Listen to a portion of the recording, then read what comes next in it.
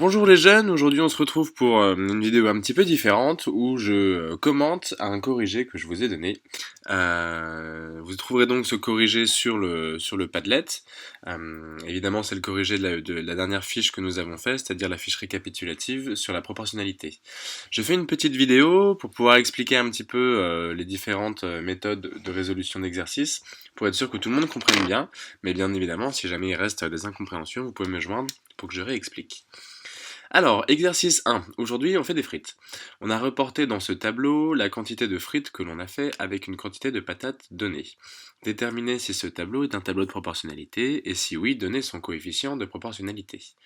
Alors, pour commencer, on regarde un petit peu le tableau. On a sur la première ligne la masse de patates en kilos, donc 2,7, 3,5 et 5,7 kilos. Et en dessous, on a une masse de frites, toujours en kilos, de 2,43, 3,15 et 5,13. On voit que par exemple avec 2,7 kg de patates, on fait 2,43 kg de frites. Alors, pour savoir si un tableau est un tableau de proportionnalité, je rappelle la méthode. Il faut pour chaque colonne, donc là une première colonne, une deuxième colonne et une troisième colonne, pour chaque colonne diviser le nombre du bas par le nombre du haut, et regarder les résultats, donc regarder les quotients. Si les quotients sont égaux, sur tout le tableau, si les quotients sont égaux, alors le tableau est un tableau de proportionnalité, et si en revanche les quotients ne sont pas égaux, à ce moment-là, ce n'est pas un tableau de proportionnalité. Autrement dit, je vais venir diviser 2,43 par 2,7, c'est le calcul qui est là, ça donne 0,9. Deuxième colonne, ici, on divise 3,15 par 3,5, ce qui nous donne également 0,9. Et 5,13 divisé par 5,7, ce qui nous donne encore une fois 0,9. On voit que les trois quotients là, ici le premier, ici le deuxième et ici le troisième, les trois quotients sont égaux. La situation est bien proportionnelle et le coefficient de proportionnalité est 0,9. Alors, là la phrase elle répond aux deux questions en même temps. Mais je rappelle que dans un tableau de proportionnalité, pour trouver le coefficient de proportionnalité, il suffit de diviser dans une même colonne le nombre du bas par le nombre du haut.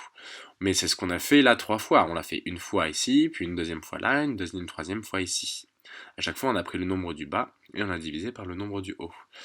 Et ceci nous donne le coefficient de proportionnalité.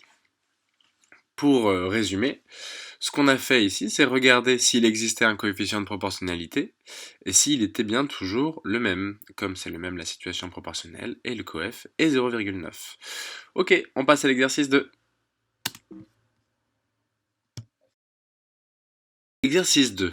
Ce tableau est un tableau de proportionnalité. Il représente la quantité de vin que l'on peut produire selon le nombre de grains de raisin. Là, initialement marqué. Tant pis, c'est pas très grave. Calculer le coefficient de proportionnalité et de compléter les trous.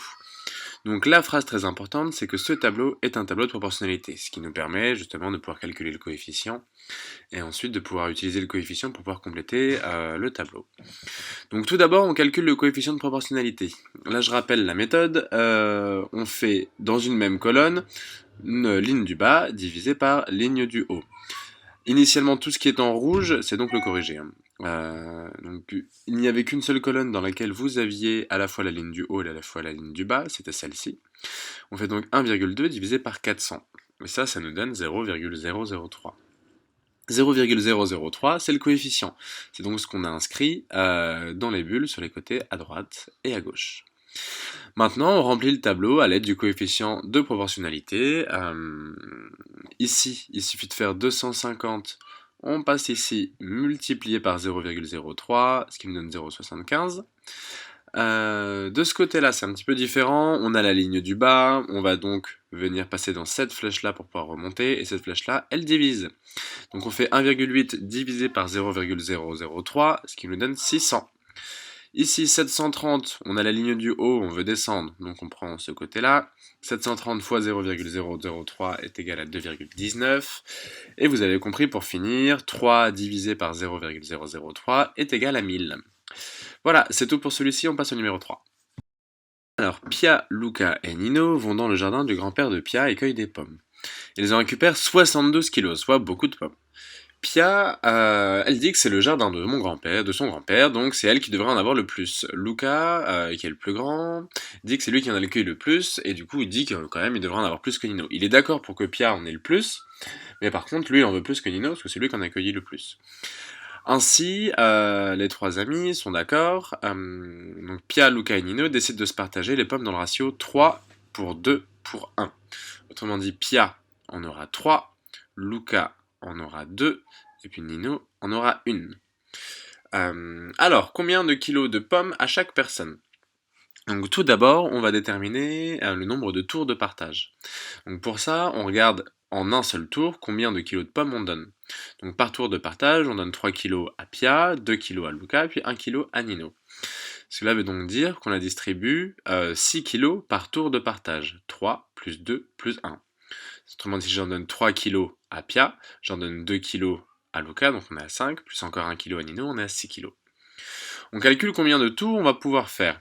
Donc on a 72 kilos de pommes et on en donne 6 par tour de partage. Donc pour savoir combien de tours on fait 72 kilos divisé par 6 le nombre de kilos que je donne par tour.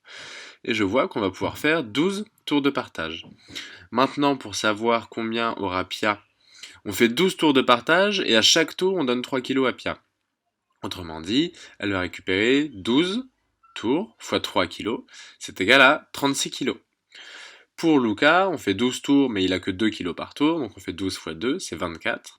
Donc Luca aura 24 kilos, et puis Nino, on fait 12 tours et il récupère que 1 kilo par tour, ça fait 12 kilos de pommes pour Nino. Voilà, c'est fini. J'espère que vous avez bien compris la correction, que vous aviez également réussi à faire vos exercices. S'il reste des difficultés, des choses que vous ne comprenez pas, vous n'hésitez pas. Vous pouvez m'appeler, m'envoyer un mail et puis on fera une visioconférence pour que je puisse vous expliquer. N'hésitez pas à me dire si également, si cette méthode de travail vous convient. Est-ce que mes vidéos sont suffisamment claires? Est-ce qu'il y a des choses que vous voudriez que j'améliore ou si au contraire tout va bien? Parce que comme ça me donne un petit peu de retour. Voilà, bonne journée, bon courage les jeunes.